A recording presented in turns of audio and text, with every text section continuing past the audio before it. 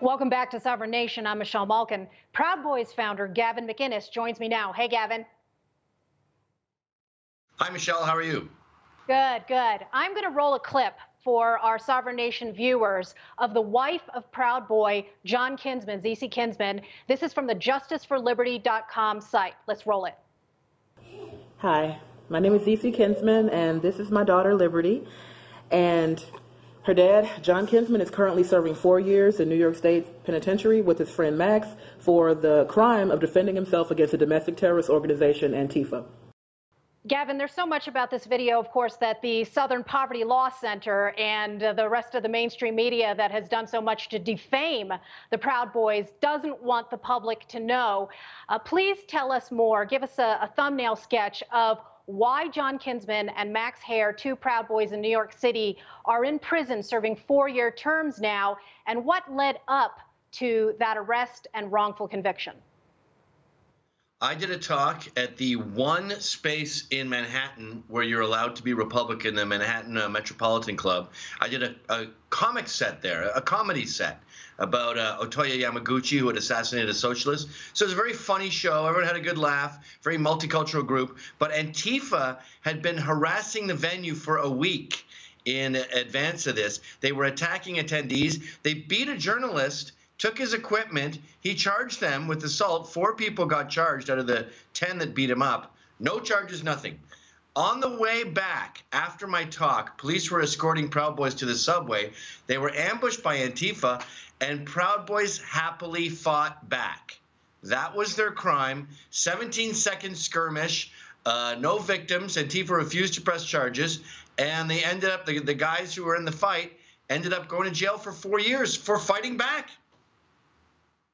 Self-defense is a crime in America now, particularly in our age of anarcho-tyranny. And I think a lot of people are waking up belatedly to the fact that the Proud Boys were right, the Proud Boys were prescient, and the Proud Boys did what nobody else would do at that time, even just a couple short years ago, which is not sit on the sidelines. And now 2 of the Proud Boys, of course, are in prison for those 4-year terms. And I think it would shock a lot of people to know that not a single one of the so-called Antifa victims testified on the stand. How did this happen, Gavin?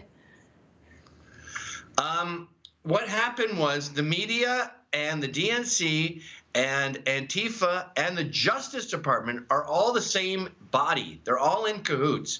So they come up with this narrative that Proud Boys are a hate group roaming through the streets and beating up people that disagree with them, like an old lady getting her groceries or a gay guy going to meet his friend. They go with that narrative, and it works. The jurors were young girls. They were like Sex and the City types, and they fell for this narrative. The narrative is powerful. It's surprising. It is, and it's been repeated over and over again in this echo chamber, and that's largely because of one of the entities that you are now suing, the Southern Poverty Law Center. They're infamous for a hate map that names ordinary Americans, patriotic people, pro-life people, people who believe in immigration enforcement, and of course, members of your men's club, a club that was akin essentially to the Knights of Columbus, all now painted as white supremacist, racist haters.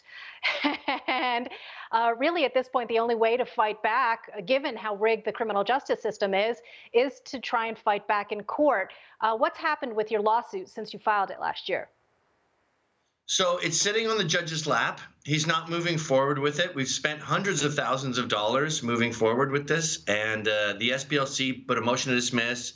The ACLU jumped in on their motion to dismiss, and the judge said, "What are you doing here? You're not invited to this fight."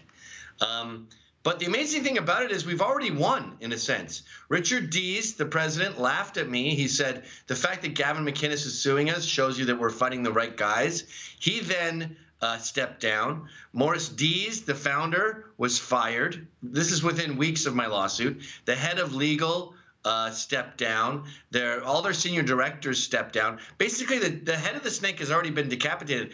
Oh, and then they got that chick, that Asian chick, to run it, and then she was the woman who, Tina Chen, I think, and she was the woman who was behind Jamie Foxx. Michelle Obama told her to make Jamie Foxx, Jussie Smollett go away.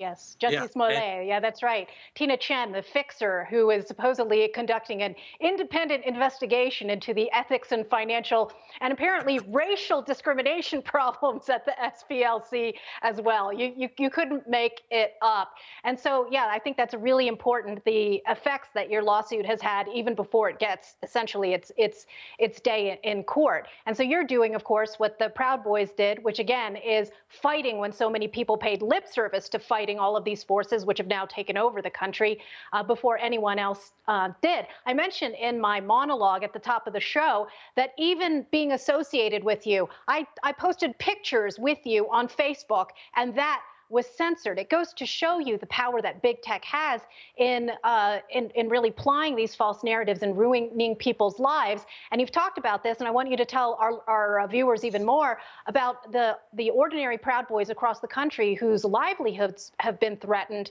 because of their doxing at the hands of people using social media. Well, I put together a list of 35 different people who have had their careers flushed down the toilet. And that's just their careers. There's been wedding sabotage, funerals sabotage. There was a guy who OD'd and his mother couldn't have a funeral because Antifa were harassing them so much. They have devastated Proud Boys' lives.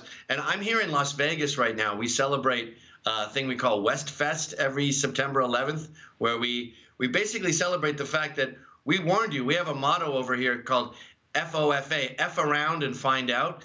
And yeah. America effed around, and they are now finding out. They have been destroying our lives since Trump came into office, since 2016, ruining lives, and now they're ruining your life. And by you, I mean the average American. And I think they're all realizing now, oh, Proud Boys aren't a hate group. They were just like the first to stand up and defend themselves. They're the first to stand their ground. Yeah, you're a hate group because you love your country. Shame on you for doing that. Well, we've got to take a quick break, but stay with us for more truth about the Proud Boys with my guest and friend, Gavin McInnes.